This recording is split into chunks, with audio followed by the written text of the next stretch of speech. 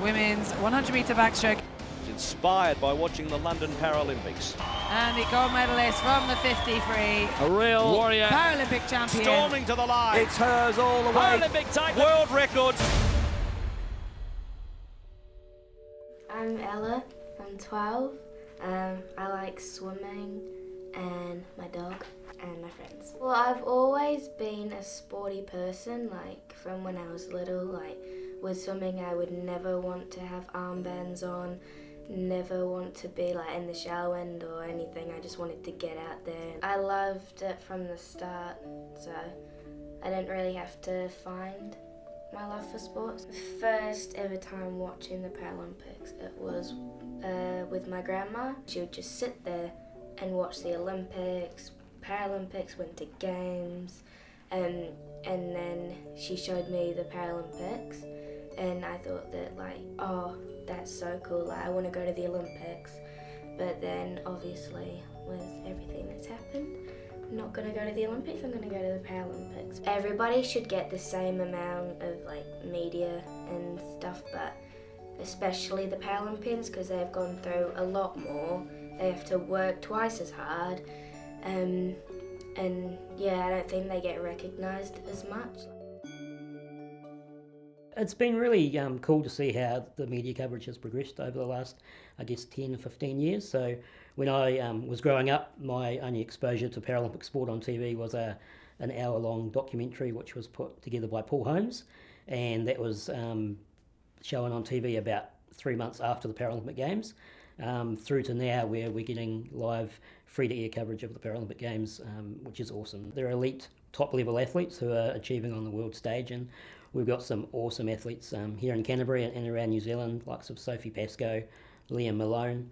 So, you know, it's awesome that the country can actually see them performing at the top level. And on top of that, they've obviously had, they've got some really cool stories or things that they've overcome as well to become top-level athletes. So that's been, that's important for the public to see as well. If people are working hard, putting in the hard yards, in whatever the sport, it's a story worth telling. The Paralympians are exactly the same. They train as able-bodied competitors do.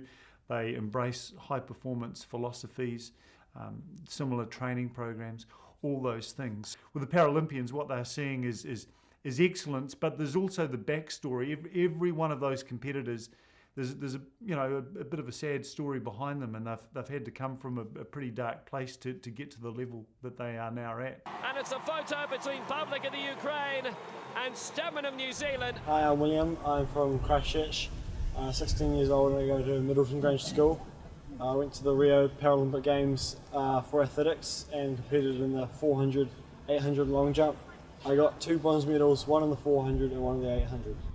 Well, I've always been into sport, I guess. I did cricket and football when I was younger, but it was mainly when we went to London in 2012. We were there when the Paralympics were on, and I started watching them and got quite inspired watching. So I got back and got into an athletics club and went from there, I guess. People that, get the gold medals or get the medals that get the most coverage, and it's kind of a shame because everyone works really hard to get there.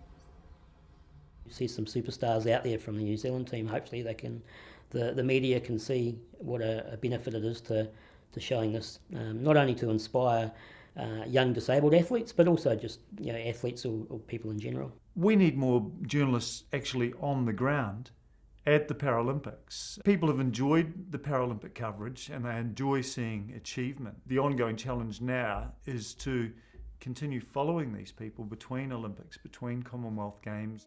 I'm aiming to get to the Tokyo Paralympics in 2020, so I'm definitely working towards that. And when people say, oh, you might not get there, I'm like, no, I will get there. I choose not to put dis in my ability. So if somebody says, oh, like, you're disabled, like, you can't do that, just take out the dis and like, oh, you're abled, you can do that.